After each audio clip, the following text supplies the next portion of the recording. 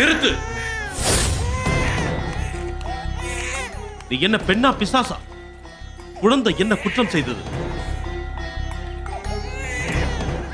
எதற்காக குழந்தைகளை கொள்ளும் ராட்சசியாக இருக்கிறாய்? சொல் சொல். நமது கடந்த ஜென்மத்தில் நாமே விலைக்கு வாங்கிக் கொண்ட சாபம் உங்களுக்கு நினைவிருக்க வாய்ப்பில்லை. நாம் இந்திர லோகத்தில் தேவேந்திரன் முன்னால் காதல் வயப்பட்டோம். நம் நேசத்தை பூர்த்தி செய்ய நம்மை பூலோகத்திற்கு அனுப்பிவிட்டார்கள். நாம் வரும் வழியில் தெய்வ குழந்தைகளான அஷ்டவசுக்களும் நம்மை தாய் தந்தையாக கொண்டு பூலோகத்தில் பிறக்க வேண்டும் என்று வரம் கேட்டன. நாமும் கொடுத்தோம். அந்த வசுக்களின் வேண்டுகோளை நிறைவேற்ற நமக்கு பிறந்த 7 குழந்தைகளை சொர்க்கத்திற்கு அனுப்பிவிட்டேன். இது 8வது குழந்தை. இவனே வசுக்களின் தலைவன். இவனையும் சொர்க்கத்திற்கு அனுப்பத்தான் கங்கை கரைக்கு வந்தேன். தாங்கள் குறுக்கே வந்து தடுத்து விட்டீர்கள். இப்போது நான் உன்னை புரிந்து கொண்டேன். என்னை மன்னித்து விடு கங்கா.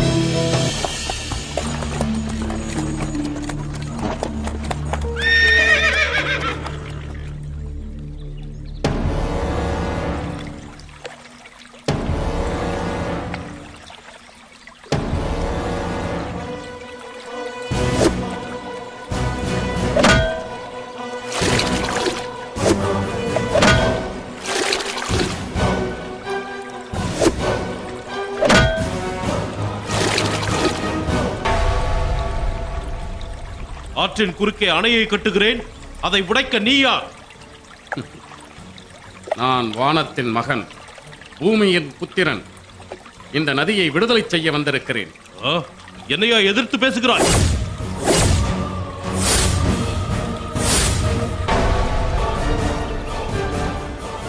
தேவவிரதா! கங்கா, யாரம்மா இவர்? இத்தனை காலமாக யார் என் தந்தை, யார் என் தந்தை என்று கேட்டுக்கொண்டிருந்தாயே, இவர்தான் உன் தந்தை. அஸ்தினாபுரத்தின் பேரரசர்.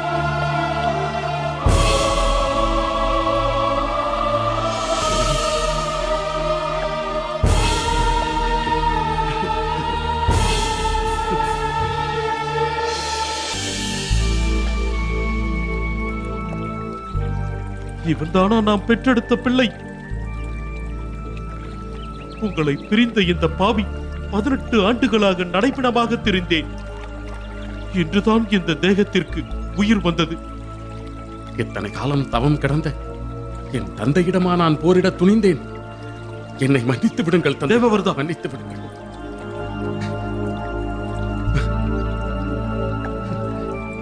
அரசே, என் கடமை இன்றோடு முடிந்துவிட்டது. ஆம், உண்மைதான் கங்கா. நம் வசந்த காலம் இன்று முதல் துவங்குகிறது. இல்லை அரசே, என்னை நீங்கள் மன்னிக்க வேண்டும். நீங்கள் விரும்பியபடியே தேவவிரதனுக்கு வசிஷ்டர் கல்வியை போதித்திருக்கிறார். பரசுராமர் போர் பயிற்சி அளித்து சிறந்த வீரனாக்கி இருக்கிறார். பாரத வருஷத்தில் நம் மகனுக்கு நிகரான நீதிமானும் இல்லை, வீரனும் இல்லை. ஆனால் நான் உங்கள் இருவரையும் பிரிந்தாக வேண்டும். அன்னையே, என்ன சொல்கிறீர்கள்? கங்கா, இனி ஒருபொழுதும் என்னால் உன்னை பிரிந்திருக்க முடியாது. அரசே, நம் பிள்ளையை ஒப்படைக்கவே வந்தேன். ஒப்படைத்து விட்டேன். வந்த காரியம் முடிந்தது. நான் வானலோகம் செல்ல வேண்டும். அன்பு கூர்ந்து எனக்கு விடை கொடுங்கள்.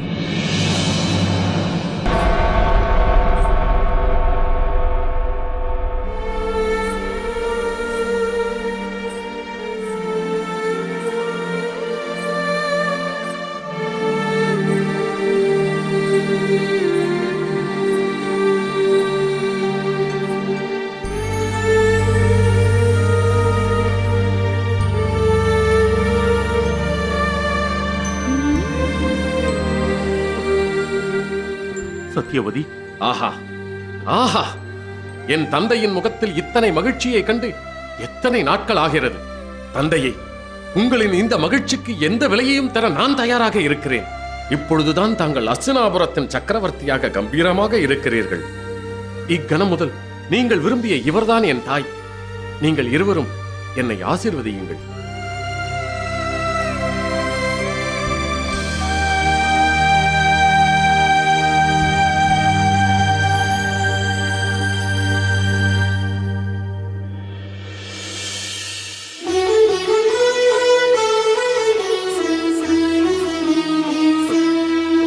தேவவிரதா, தேவவிரதா, நில். சத்தியவதி, இங்கே என்ன நடக்கிறது? தேவவிரதனை எங்கே சந்தித்தாய்? நீ நீ எப்படி இங்கு வந்து சேர்ந்தாய்? இன்று உச்சி வேளை தேவவிரதன் எங்களை காண வந்திருந்தார். என் தந்தையின் விருப்பத்தை நிறைவேற்ற என் உயிரையும் கொடுக்க தயங்க மாட்டேன். தாசராஜரே, உங்கள் மகளின் வயிற்றில் பிறக்கும் பிள்ளைகளை அஸ்தினாபுரத்தை ஆள வேண்டும். அதுதானே உங்கள் நிபந்தனை? ஆம் இளவரசி.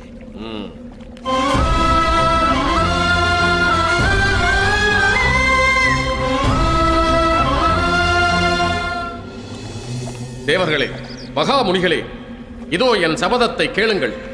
அஸ்தினாபுரத்தின் அரியாசனத்தில் அரசனாக நான் ஒருபொழுதும் அமரமாட்டேன். என் அரசு உரிமையை இப்பொழுதே நான் துறக்கிறேன். இன்னும் என்ன தயக்கம்? தாங்கள் சொன்ன சொல்லை காப்பாற்றுவீர்கள், அதிலொன்றும் சந்தேகமில்லை. ஆனால் தங்களுக்கு பிறக்கும் பிள்ளைகள், தாங்கள் வாரிசுகள் அஸ்தினாபுரம் ஆட்சிக்கு எந்த காலத்திலும் உரிமை கொண்டாட மாட்டார்கள் என்பதற்கு என்ன ஆதாரம்? இவ்வளவுதானா? இளவரசே, அவசரப்பட்டு எந்த முடிவையும் எடுத்துவிட வேண்டாம்.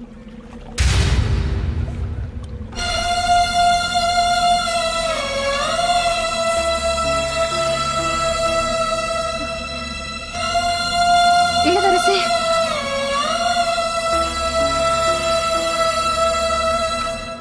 நீரோடும் இடமெல்லாம் என் தாய் கங்கா இருக்கிறாள். என் தாய் கங்காதேவியின் மீது ஆணையிட்டு சொல்கிறேன், என் வாழ்நாள் முழுவதும் நான் பிரம்மச்சாரியாகவே இருப்பேன். எந்த பெண்ணையும் நான் மனதால் கூட நினைக்க மாட்டேன். எந்த பெண்ணையும் நான் மனதால் கூட நினைக்க மாட்டேன். எந்த பெண்ணையும் நான் மனதால் கூட நினைக்க மாட்டேன். இது என் தாய் கங்காதேவியின் மீது ஆணை.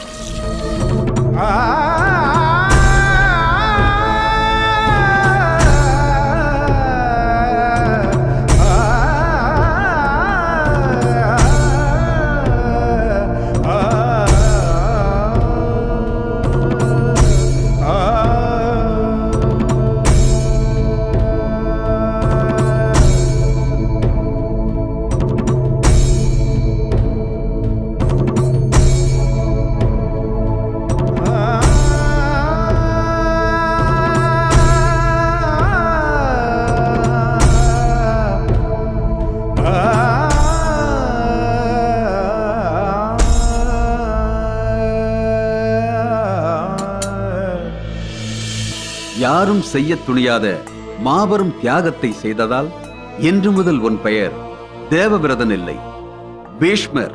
பீஷ்மர், பீஷ்மர் என்றால் தியாகத்தின் உச்சம். பீஷ்மர், பீஷ்மர், பீஷ்மர், பீஷ்மர், பீஷ்மர், பீஷ்மர், பீஷ்மர், பீஷ்மர், பீஷ்மர், பீஷ்மர், பீஷ்மர்,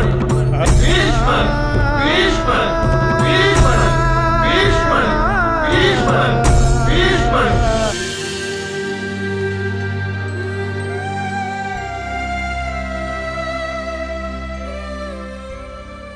மகனே, நீ எதையெல்லாம் இழந்திருக்கிறாய் தெரியுமா? எனக்கு நன்றாக தெரியும் அப்பா. பதவியின் மகத்துவம் பெரிது மகனே. ஒரு தேசத்தின் அரசனாக இருப்பது தெய்வத்தின் அருள். அதை நீ இழந்து விட்டாய். அப்பா, தங்களை விட எனக்கு வேறு எதுவும் பெரிதல்ல. காதல் சுகமே தெய்வங்கள் மனிதனுக்கு அளித்த மாபெரும் கொடை. அதையும் நீ துறந்து விட்டாயே. தந்தையின் அன்பை விட வேறு எதுவும் பெரிதல்ல. உனக்கு நான் ஒரு வரம் தருகிறேன். இந்திரன் எனக்களித்த வரத்தை உனக்கு நான் தருகிறேன் பீஷ்மா. தர்ம தேவதை நினைக்கும் போதுதான் மனிதர்களுக்கு மரணம் வரும். ஆனால் உனக்கோ, நீ எப்போது நினைக்கிறாயோ, நீ எப்போது அழைக்கிறாயோ, அப்போதுதான் மரணம் வரும்.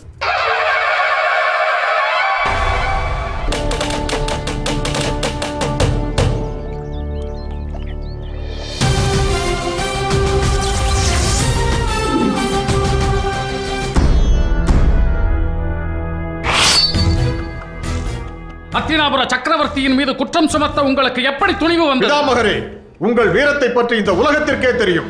இருந்தாலும் வீரத்தை விட உண்மையின் வலிமைதான் பெரியது என்று தாங்கள் அறியாததா? சுற்றி வளைத்து பேச வேண்டாம், நேரடியாக விஷயத்திற்கு வரவும். மன்னர் திருதராஷ்டிரர் சதி செய்து விட்டார். பாண்டவர்கள் தங்க அழகான ஒரு அரக்கு மாளிகை கட்டி அதிலே தங்க வைத்து விட்டார். அதனால் பாண்டவர்கள் மரணத்திற்கு மன்னர் திருதராஷ்டிரரே காரணம்.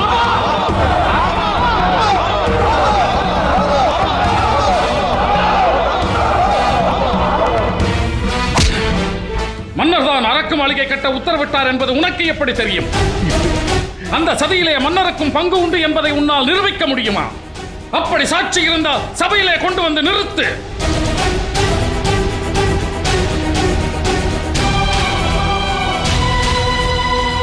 இன்னொரு வார்த்தை அரசருக்கு எதிராக யாராவது பேசினால் இதே இடத்தில் அவர்களுடைய தலை உருளும் என்பதை நினைவில் வைத்துக் கொள்ளுங்கள். உங்களில் யாராவது மன்னர் தான் இந்த சதியை செய்தார் என்று நிரூபிக்க முடியுமா? மன்னர் தான் பாண்டவர்களை கொன்றார் என்று நீ பார்த்தாயா? நீ பார்த்தாயா? நீ பார்த்தாயா? உங்கள் அனைவரையும் இறுதியாக எச்சரிக்கிறேன். இனி ஒரு முறை அத்தினாபுர சக்கரவர்த்தியின் மீது யாராவது குற்றம் சுமத்த வேண்டும் என்று நினைத்தால் அவர்கள் நாவை துண்டித்து விடுவேன். எச்சரிக்கை. அத்தினாபுரத்தின் இளவரசர் பட்டத்தை அரச குமாரர்களில் யாருக்கு சூட்டுவது என்ற பிரச்சனை எழுந்துள்ளது. அது குறித்து முடிவெடுக்கவே நாம் அனைவரும் இங்கே குழுமியிருக்கிறோம். அந்த முடிவை நான் சுமூகமாக எடுக்க அவையில் கூடியிருப்போரின் ஒத்துழைப்பு அவசியம் என நம்புகிறேன். இதில் முடிவெடுக்க என்ன இருக்கிறது? அரசரின் புதல்வனுக்கு பட்டம் சூட்டுவதுதானே வழக்கம். நான் இன்னும் என் முகமன் உரையை முடிக்கவில்லை. இடையில் யாரும் குறுக்கிட வேண்டாம். இது என் உத்தரவு.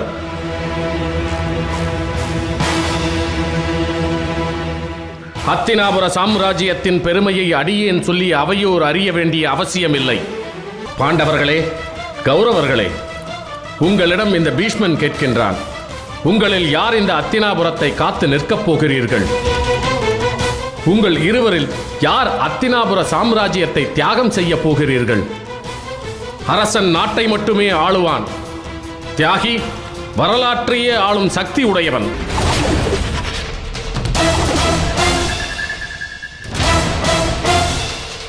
மாண்பும் பெருமையும் மகிமையும் நிறைந்த இந்த அத்தினாபுர பேரரசில் பதவிக்காக சண்டை நடப்பதாக இந்த உலகம் அறிந்தால் அது அவமானம்.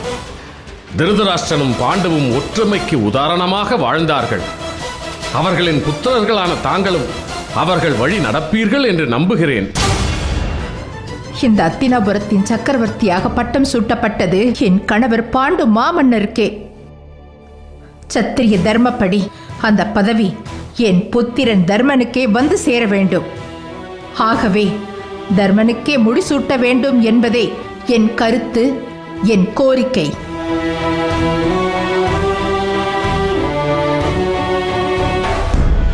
விதுரா, அஸ்திரங்களை அன்றி அரசியலை அறியாதவன் நான். நீயோ மதியுக மந்திரி, அரசியலில் தலைகீழ் பாடம் பயின்றவன். உன் பேச்சில் இருக்கும் உறுதியை பார்க்கும் பொழுது நீ ஏதோ ஒரு திட்டத்தோடு வந்திருப்பதாக நான் நினைக்கிறேன். பெரியப்பா, என்னிடம் ஒரு திட்டம் இருப்பது உண்மைதான். அரசே, அந்த திட்டத்தை செயல்படுத்தினால் மட்டுமே இந்த அத்தினாபுரத்தை சூழ்ந்திருக்கும் இருள் விலகும். உன் திட்டத்தை அறிய காத்திருக்கிறேன் விதுரா, விரைந்து சொல். யார் பட்டத்திற்கு வருவது என்பதுதானே பிரச்சனை. தர்மன், துரியோதனன் இருவரையும் இளவரசர்களாக்கிவிட்டால் அது எப்படி முடியும்? இருவர்களுக்கும் முடிசூட்டி விட்டால் இருவர்களும் இளவரசர்கள் தானே? அது எப்படி சாத்தியமாகும் என்றுதான் கேட்கிறேன். இந்த அத்தினாபுர சாம்ராஜ்யத்தை இரண்டாக பிரித்து விடுவோம். ஒரு பகுதியை தர்மன் ஆளட்டும், இன்னொரு பகுதியை துரியோதனன் ஆளட்டும். இதுதான் என்னுடைய திட்டம். ஆசைப்படுவதை கொடுத்துவிட்டால் அடித்துக் கொள்பவர்கள் அடங்கி விடுவார்கள் அல்லவா? நிறுத்து உன் பதற்றலை.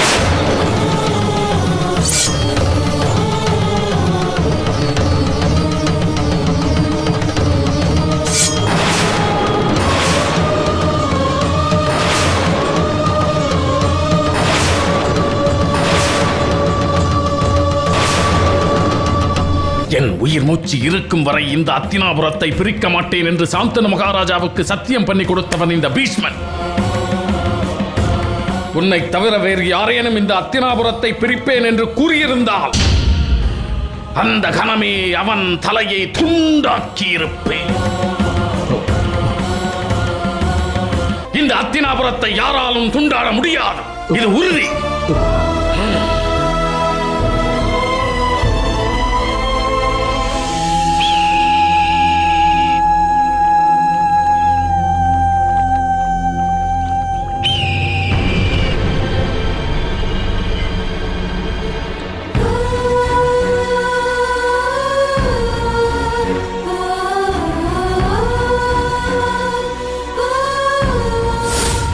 இந்த அத்தினாபுர சாம்ராஜ்யத்தை இரண்டாக பிரித்து விடுவோம். ஒரு பகுதியை தர்மன் ஆளட்டும், இன்னொரு பகுதியை துரியோதனன் ஆளட்டும். இதுதான் என்னுடைய திட்டம். ஆசைப்படுவதை கொடுத்துவிட்டால் அடித்துக் கொள்பவர்கள் அடங்கி விடுவார்கள் அல்லவா?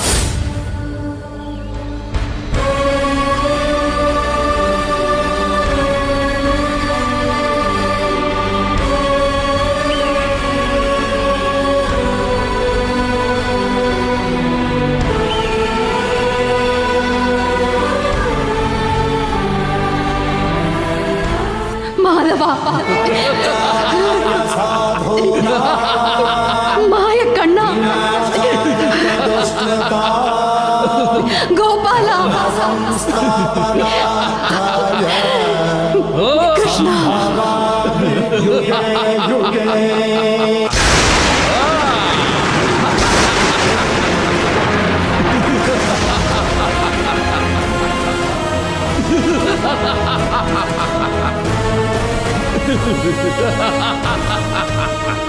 வா.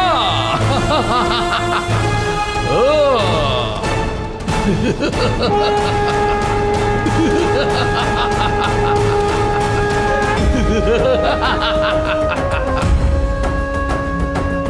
यदा यदा हि धर्मस्य ग्लानिर्भवति भारत अभ्युत्थानमधर्मस्य तदात्मानं सृजाम्यहम्. यदा यदा हि धर्मस्य ग्लानिर्भवति भारत अभ्युत्थानमधर्मस्य तदात्मानं सृजाम्यहम्.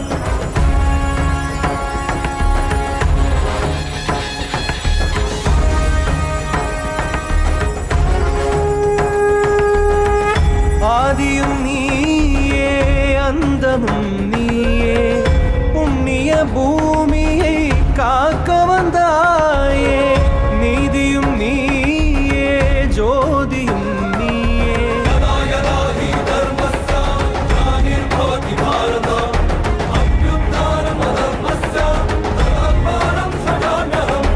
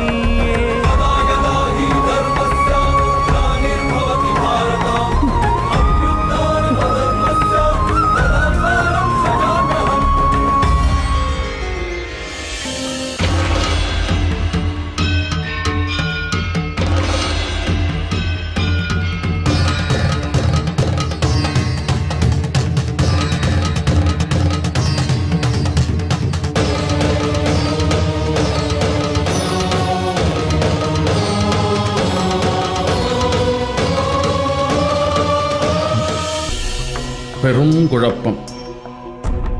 நாங்கள் கௌரவர்கள் பக்கம் நிற்கப் போகிறோமா அல்லது பாண்டவர்கள் பக்கம் நிற்கப் போகிறோமா என்று தெரியவில்லை. ஆனால் ஒன்று, தோல்வியின் பக்கம் நிற்கப் போகிறோம் என்பது மட்டும் உண்மை. வேதாந்தமான பதில் அரசியலில் வெளிப்படுவது வியப்பானதுதான். அதை எப்படி என்று கூற முடியுமா? நாங்கள் கௌரவர்கள் பக்கம் நின்று பாண்டவர்கள் தோற்றாலும் தோல்வி எங்களுடையதுதான். கிருஷ்ணா, நாங்கள் பாண்டவர்கள் பக்கம் நின்ற கௌரவர்கள் தோற்றாலும் தோல்வி எங்களுடையதுதான். ஆகவே நாங்கள் தோல்வியின் பக்கம் நிற்கிறோம். வெற்றி பெற யாதொரு யோசனையும் தோன்றவில்லையா?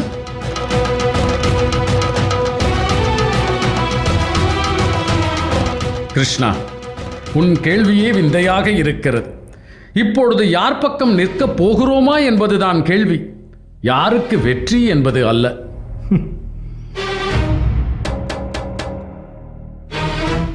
தாங்கள் கேட்ட கேள்விக்கும் நான் கேட்ட கேள்விக்கும் நேரடியான தொடர்பு உண்டு பிதாமகரே.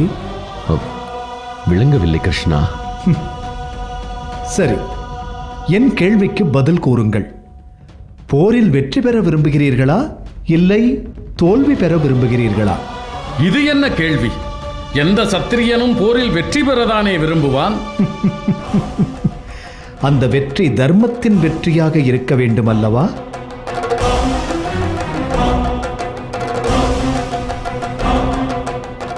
ஆமாம். நீங்கள் தர்மத்தின்படி வெற்றி பெற வேண்டும் என்றால் இந்த போரில் தோல்வியடைய வேண்டுமா இல்லை வெற்றி அடைய வேண்டுமா? கிருஷ்ணா, என்ன கேள்வி இது? நாங்கள் யார் பக்கம் நிற்க வேண்டும்? நின்றால் தானே தோல்வியா வெற்றியா என்ற இடத்திற்கு வர முடியும். நீங்கள் யாவரும் தர்மத்தில் வெற்றி அடைய விரும்புகிறீர்களா இல்லை யுத்தத்தில் வெற்றி அடைய விரும்புகிறீர்களா? தர்மமும் வெற்றி அடைய வேண்டும், நாங்களும் வெற்றி பெற வேண்டும். அது முடியாது. இது பேராசை அல்லவா பிதாமகரே?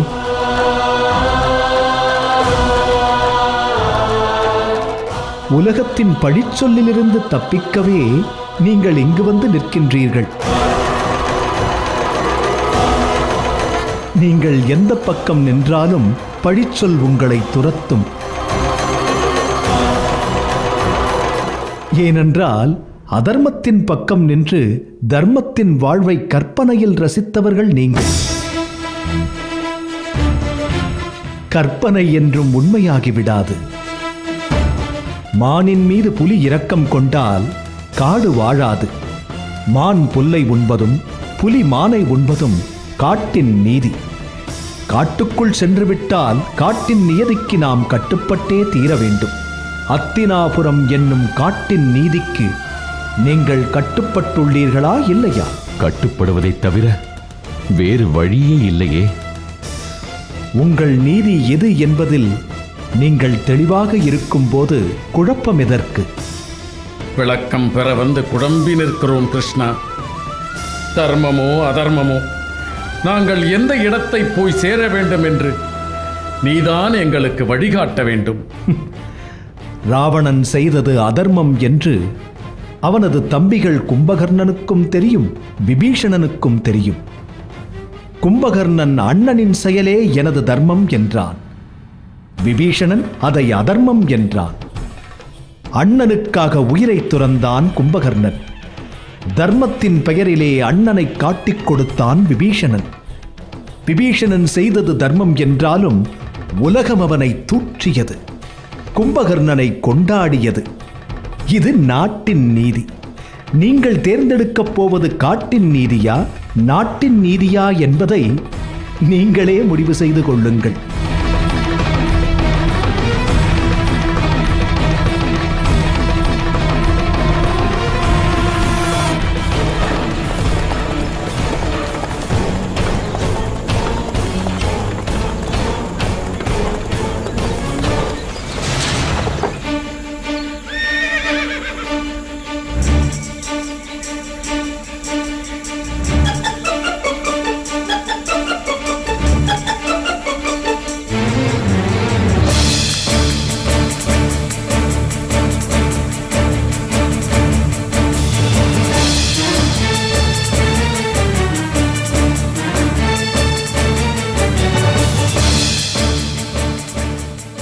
இந்த சிறுவனை தேடி வந்து வழிமறிப்பது கங்கையின் மைந்தர் பிதாமகர் பீஷ்மாச்சாரியரா?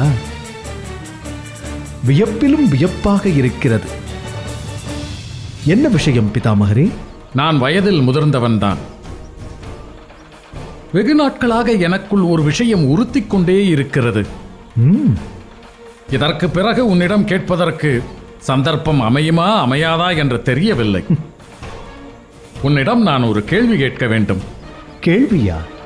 ஆம், கேள்விதான். கங்கையின் மைந்தனாக பிறந்தேன். பரசுராமரிடம் தனுர்வித்தை பயின்றேன். ஹத்தினாபுரத்தின் காவலனாக வீர திருக்குமரனாக இன்று வரை வாழ்ந்து வருகிறேன். பாரத வருஷத்தில் சத்திரியர்களுக்கெல்லாம் இன்று வரை சிம்ம சொப்பனமாக திகழ்கிறேன். இதையெல்லாம் தாங்கள் கூறித்தான் நான் அறிய வேண்டுமா பிதாமகரே? கிருஷ்ணா, இன்னும் நான் கூறி முடிக்கவில்லை. இப்பெரும் வீர வாழ்வு வாழும் நான் பேடி சிக்கண்டியின் கையிலாம் அடிய வேண்டும். விதி அதுவென்றால் அதை மாற்ற யாரால் முடியும்? உன்னால் முடியும் கிருஷ்ணா, உன்னால் முடியும். சிக்கண்டியின் கையால் உயிர் துறக்கும் அற்பமான மரணத்தை நான் விரும்பவில்லை. ஆனால் ஈசனின் விருப்பம் அதுதானே. சிக்கண்டி தங்களை யுத்தகளத்தில் கொல்ல ஈசனின் வரம் பெற்றுள்ளார். அந்த பீஷ்மனின் மரணம் தான் எனக்கு வரவாக வேண்டும். உன்னுடைய அடுத்த பிறவியில் உன் லட்சியம் ஈடேறும். நீ கேட்ட வரம் கிடைக்கும். பீஷ்மனின் மரணம் உன் மூலமே சம்பவிக்கும். பீஷ்மா, உனக்கு மரணத்தை பரிசாக தர எத்தனை முறை வேண்டுமானாலும் நான் மரணத்தை மீண்டு வருவேன்.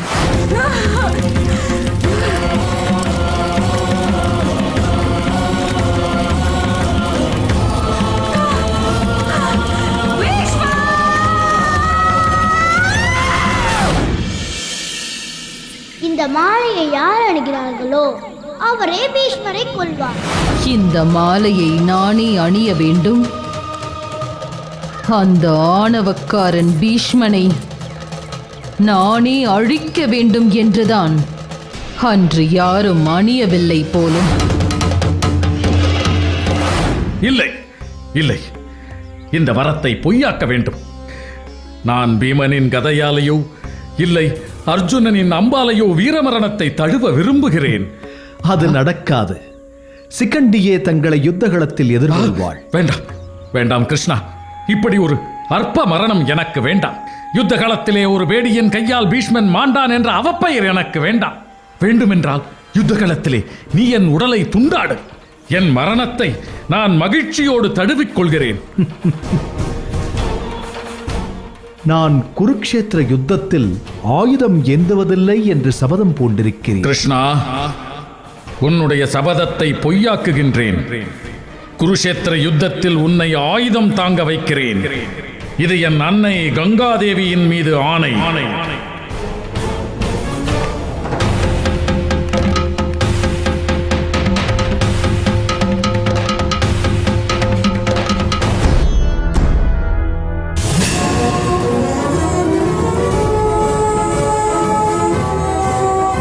பேச்சுவார்த்தையின் மூலம் தீர்க்க முடியாத பிரச்சனைகளை யுத்தத்தின் மூலம் தீர்த்துக் கொள்வது சத்திரிய மரபு. அந்த மரபின் அடிப்படையில் கௌரவர்களுக்கும் பாண்டவர்களுக்கும் இடையே ஏற்பட்ட பிரச்சனையை தீர்த்துக் கொள்ள குருஷேத்திர களத்தில் யுத்தம் தொடங்க உள்ளது.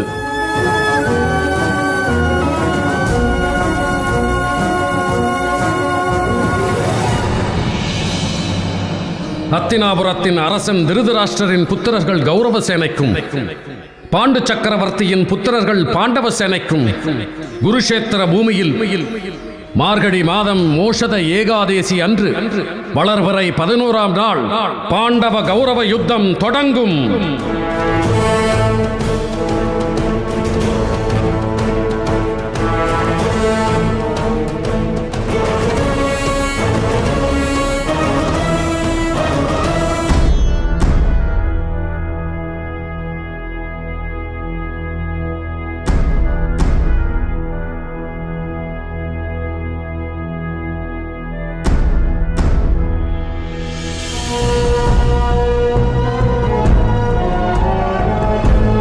துரியோதனா, இந்த கிழவன் போர்க்களத்திலே வீழும் வரை உன்னை ஒருவராலும் வீழ்த்த முடியாது.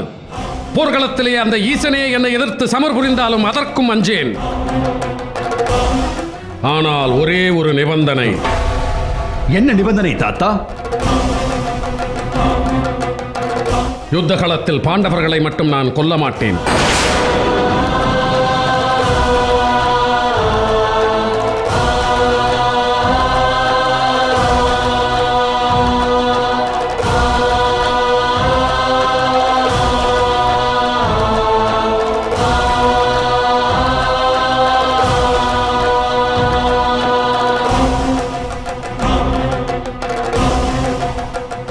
தாத்தா, தங்கள் நிபந்தனை தங்களுக்கே அபத்தமாக தோன்றவில்லை?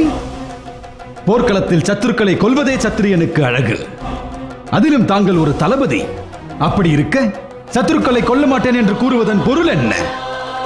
எனக்கு பாண்டவர்களை கொல்வதில் விருப்பம் இல்லை என்பது பொருள். அதுதான் ஏன் என்று கேட்கிறேன். பாண்டவர்களும் உன்னை போல் எனக்கு பேரன்கள். இந்த குருவம்சத்தை காக்க பிறந்தவன் இந்த பீஷ்மன், அழிப்பதற்கு அல்ல. அப்படி என்றால் போரில் நாம் எப்படி வெற்றி பெறுவது?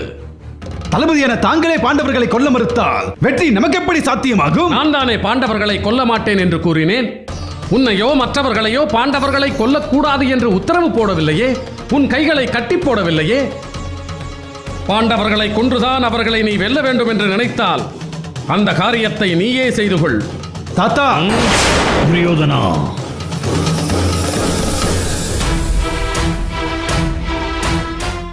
பீஷ்மாச்சாரியார் சொல்லுக்கு எதிர் சொல்லாடாதே. அவர் போக்கில் அவரை விட்டுவிடு. பீஷ்மர் ஒருவர் சொல்லுக்கே வலிமை அதிகம். நம்முடைய நட்பு நாடுகள் அவர் ஒருவருடைய சொல்லுக்கே கட்டுப்படும். அவர் நமது தளபதியாக இருப்பதே மிக முக்கியம்.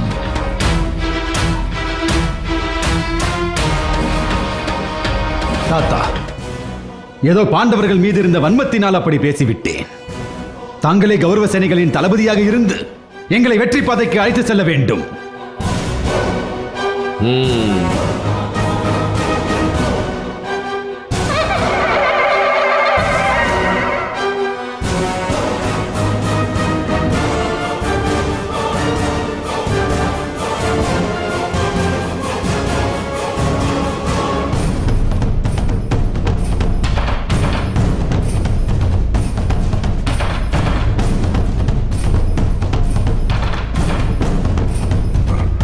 பெரியப்பா,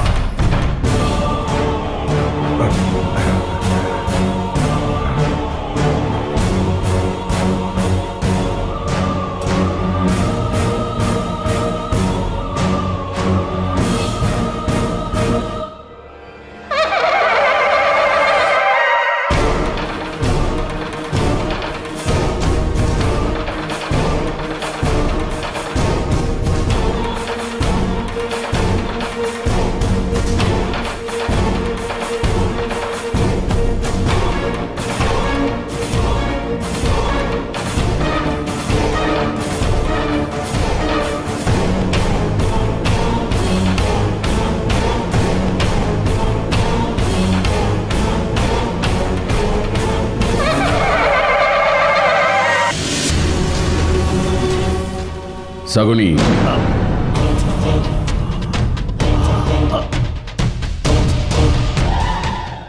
வாருங்கள் பிதாமகரே, வாருங்கள். இந்த நேரத்தில் தங்களை நான் இங்கு எதிர்பார்க்கவே இல்லை. ஆனால் நான் எதிர்பார்த்தேன். எதை எதிர்பார்த்தீர்கள்? ஒரு நாள் இல்லை என்றாலும் ஒரு நாள் உன் குள்ளநரி வேடம் கலையும் என்பதை நான் எதிர்பார்த்தேன். அப்படியா? வெளிப்பட்டதல்லவா? இப்போது என்ன செய்வதாக உத்தேசம்? உன் வஞ்சக நாடகத்தை அவையிலே நான் அரங்கேற்றினால் ஒன்றும் நடக்காது. சகுனி, ஆரம்பத்திலிருந்தே உன் மீது எனக்கு சந்தேகம் இருந்தது. இன்று அது உறுதியாகிவிட்டது. எங்கள் குலத்தை அழிக்க வந்த குள்ளநரி நீ என்று துரியோதனனுக்கு தெரிந்தால் உன் நிலை என்ன ஆகும் தெரியுமா?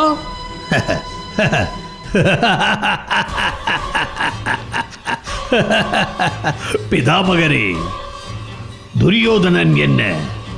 இந்த நாட்டின் சக்கரவர்த்தி திருதராஷ்டிரரிடமே கூறுங்கள். அரசி காந்தாரியிடம் கூறுங்கள். இல்லை, கௌரவர்கள் 100 பேரிடமும் தனித்தனியே கூறுங்கள்.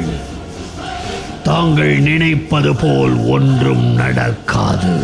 சகுனி, நீ யாரிடம் பேசுகிறாய் என்பதை மறந்துவிட்டு பேசிக் கொண்டிருக்கிறாய். பீஷ்மன் இந்த அத்தினாபுரத்தின் காவலன், இந்த அத்தினாபுரத்திற்காக எதையும் செய்ய தயங்காதவன். இப்படி குரூரமாக சிந்திக்கும் உன் தலையை இப்பொழுதே கொய்து விடுவேன் தெரியுமா? பிதாமகரே, தங்களின் கையால் வீர மரணமடைய நான் இப்போதே ஆயத்தமாக இருக்கிறேன்.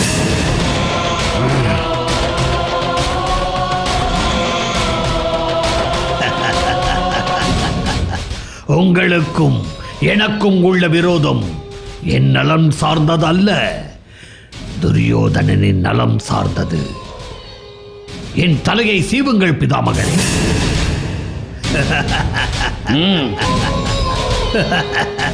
சிரிக்காதே சகுனி. உன்னைப் போல் குறுக்கு வழியில் சிந்திக்கும் குள்ளநரி அல்ல நான். யமனையை எதிரே வந்தாலும் எதிர்த்து நின்று போராடும் பீஷ்மன் நான். உன் குயத்தையும் நீ போடும் நாடகத்தையும், இந்த குருவம்சத்தை அடிப்பதற்காக காந்தாரத்திலிருந்து அத்தினாபுரம் வந்த அனைத்தையும் அறிந்து நான் ஏன் உன்னை விட்டு வைத்திருக்கிறேன் தெரியுமா? உன் தங்கை மேல் உள்ள பாசத்தால். பாசம்?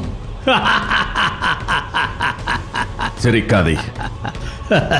நீ நினைப்பது நடக்காது. இந்த குருவம்சத்தை உன்னால் அழிக்க முடியாது. இந்த குருவம்சம் தடைப்பதை பார்த்து விட்டுதான் இந்த பீஷ்மன் கண்ணை மூடுவான்.